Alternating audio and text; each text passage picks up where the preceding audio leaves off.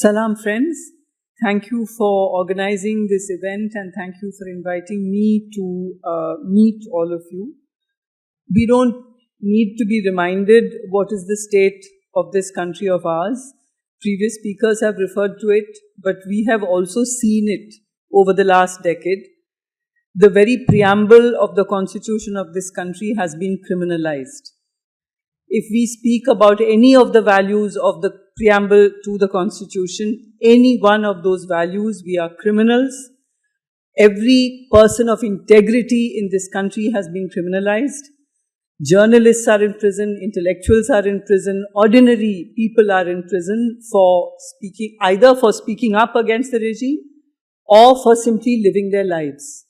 Simply living their ordinary lives. They have been criminalized, and as we know, the largest population in jail today are Dalits, Muslims and Adivasis, and this is the state of the democracy that we're in. And as with all the other speakers, I want to salute the people of Palestine for their 75-year-old struggle against occupation. And I want to salute every single person in jail today in India for speaking up on behalf of the Constitution. Now, I thought that I took the title of the seminar seriously, the Equality Paradox. And I thought, like a boring teacher, I will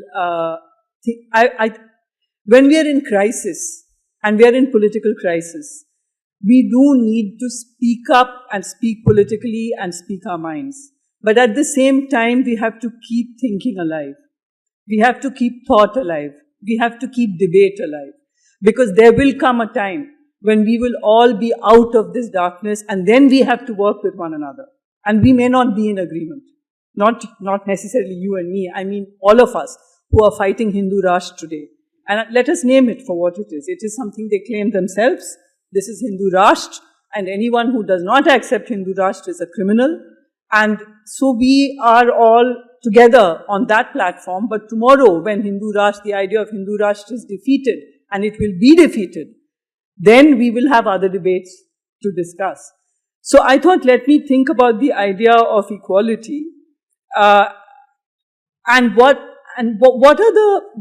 the grounds on which, for example, many Islamophobic acts are taking place, and many Islamophobic acts. When you think about the kind of Islamophobic policies that this government has been carrying out for the last couple of years, some of the key policies have been carried out on the grounds or on the claim that it is about equality.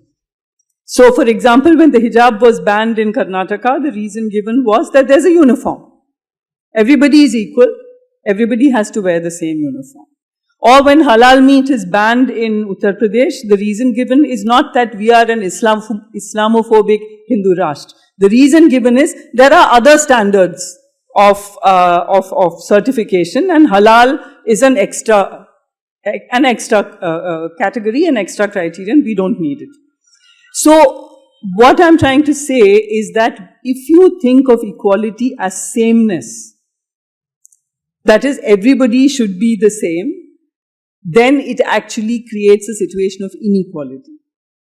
Why? Because sameness assumes, that is, everybody is the same. Everyone should wear the same uniform. Everybody should eat meat in the same way.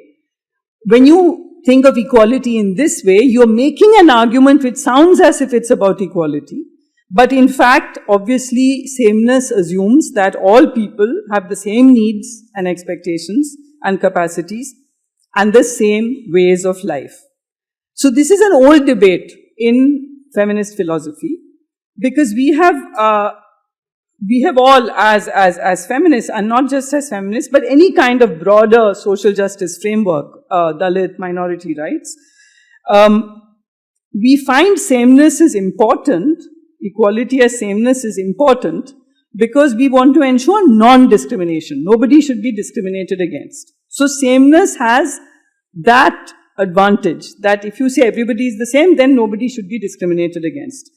But in order to ensure non-discrimination, we have to recognize that the social positioning of different kinds of people are different. In some cases, that different social positioning is a disadvantage. In other cases, the social positioning is not necessarily a disadvantage, but it needs to be recognized and acknowledged. So, an example of the first kind of, the first kind, that is the difference, that is social positioning, that's a disadvantage, would be, for example, coming out of caste, race, centuries of historical disadvantage, and this is why we make an argument for affirmative action, reservations, or if you take gender, women living under patriarchy, for example, may need some help in order to, if they want to do a PhD. They may take 5 years to do a PhD, which other people may do, which men may do in 3 years, because they have to perform certain labor in the house. There's a sexual division of labor, which means women are responsible for that. Then they go back and study, then they bring up their children. So give them an extra 2 years. This is not an advantage. When you recognize this difference, it's not an advantage you're giving women. You are trying to neutralize the disadvantage in which women have grown up. Or you might have to give different kinds of other affirmative action. So that's one kind of difference that I think we understand clearly, that when there's so we have to, my point is we have to recognize difference in a democracy. Equality cannot be about sameness. Equality has to recognize difference. Difference has disadvantage, difference as simply a different way of life. Now the second kind of difference, this different way of life, is not a disadvantage in itself, but it can be made into a disadvantage if it is assumed that the dominant group's values are the only acceptable values. We eat jhatka, everybody should eat jhatka. We don't wear hijab, nobody else can wear hijab. These are two examples I'm giving you, but there are, which you obviously are very familiar with, but there are many ways in which this happens.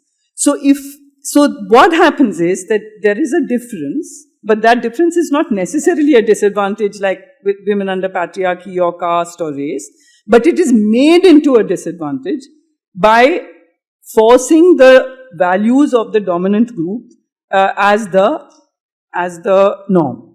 So this could mean, of course, religious minorities, but it could mean other kinds of differences. It could mean people who are not heterosexual, people who believe that they want to love people of the same sex. It can be different kinds of norms which are being challenged.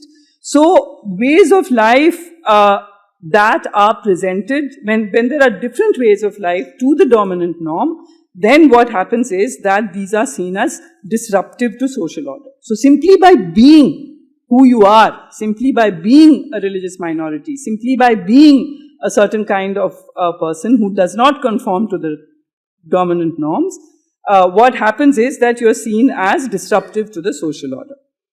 Now, real equality, therefore, would mean that we have to recognize that social order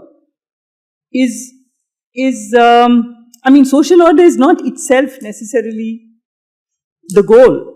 What is social order? Social order, after all, means maintaining peace. So anyone who raises their voice against injustice is not maintaining peace. There's a very famous statement by a French scholar called Romain Rolland, who said, when the social order is unjust, then disorder is the beginning of justice. Disorder can be the beginning of justice if social order is based on injustice and inequality. So this idea that real equality would require us to, recognize difference, respect difference, and not assume that if you don't understand it, then that's not acceptable. I may not understand something, but I should be able to talk to you and figure out what that is. Why is halal important to you? Why is jhatka so important to you? It's not even a religious requirement to have jhatka. There are two more points I want to make. I've kept my talk brief. That what follows from this is that uniformity is not equality. This is why in the women's movement we have, since the 1990s at least, we have been opposed to the Uniform Civil Code. Because the Uniform Civil Code is uniform according to what norm? Everybody will be like what? So this is the problem with sameness. Everybody should be the same. But that same will not be everybody should eat halal. That can also be a same, right? The same will be the value of the dominant group. You all have to be, so Dalits, Muslims, women, all of us have to follow the norms of the dominant group. So uniformity is not equality, and recognizing and legitimizing difference is crucial for a real equality, for a substantive equality. And the second point, which is a little more difficult to accept, but I think we should recognize it because I do believe that we will get through this process of crisis. If not in my generation, in the generation of the younger women present here, we will get through this. This is not the end of the situation. Now, when we come out of a crisis situation, how will we be with one another? And so we have to understand that difference does not end with comparing ourselves to dominant groups. Dominant groups versus subordinate groups, and that's one difference. But there is differences within subordinate groups. There are differences among women, caste, class, religious identity, sexual preference. So there are differences inside these groups, and the question of women's rights within religious minorities, for example. So equality is about recognizing and engaging with difference, and this process does not stop when we decide. We have to be open in a democracy to facing whatever new kinds of differences emerge, and to continue conversation and dialogue as a permanent condition. So I do believe that we will come through this. We will continue to resist. We will continue to fight for democracy. And I want to end once again with a salam to all our colleagues, friends who have spoken up against this regime and are paying the price by being in prison today. They will come out and we will win this battle for the soul of India. Picture abhi baki hai mere dost.